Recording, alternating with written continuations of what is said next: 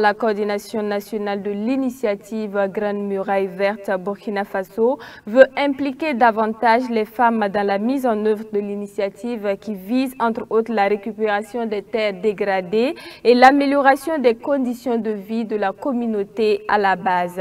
Et ce, à travers la mise en place d'une plateforme verte des femmes. C'est une initiative qui répond à une demande de l'Agence panafricaine de la Grande Muraille Verte. L'atelier national de mise en place de la plateforme verte des femmes de la Grande Muraille Verte s'est ouvert ce 19 mars 2025 à Ouagadougou. Mamadou Souare. Elles sont venues pour la majeure partie des structures associatives intervenant dans le domaine de l'environnement pour prendre part à cet atelier national de mise en place de la plateforme verte des femmes de la Grande Muraille Verte.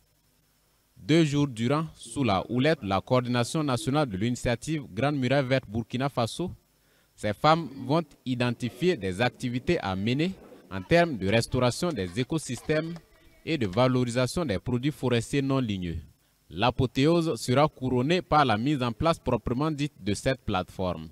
Et c'est Diane Sommet qui a ouvert les travaux ce 19 mars 2025 au nom du secrétaire général du ministère en charge de l'environnement.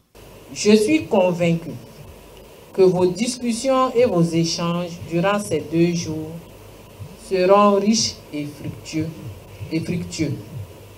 Ensemble, nous pouvons construire une plateforme forte et dynamique, capable de porter la voix des femmes et de contribuer de manière significative à la réalisation des objectifs de la Grande Muraille Verte.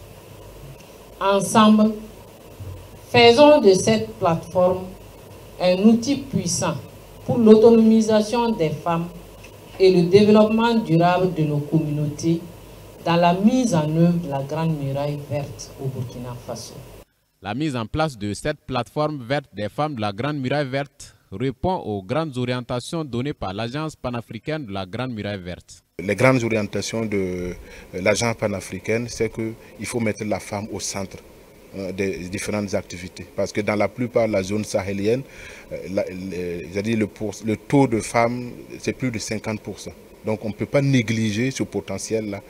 Et surtout qu'en termes aussi de désertification, de changement climatique, c'est les femmes qui en pâtissent le plus. Donc il faut que la femme soit mise au centre de ces échanges et qu'on puisse ensemble œuvrer à changer un peu les conditions de vie de ces femmes et restaurer surtout l'environnement.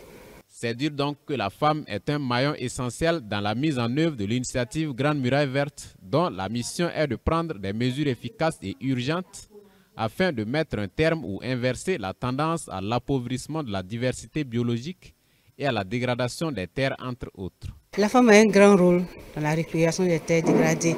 Je dis que c'est à la femme que recombe le premier rôle, puisque si vous voyez la récupération des terres dégradées, si vous prenez le cas des jardins nutritifs où la femme elle participe à la mise en œuvre des jardins nutritifs, où elle fait des jardins nutritifs, des produits des jardins nutritifs, elle nourrit sa famille et aussi ce sont des sources de revenus pour la femme.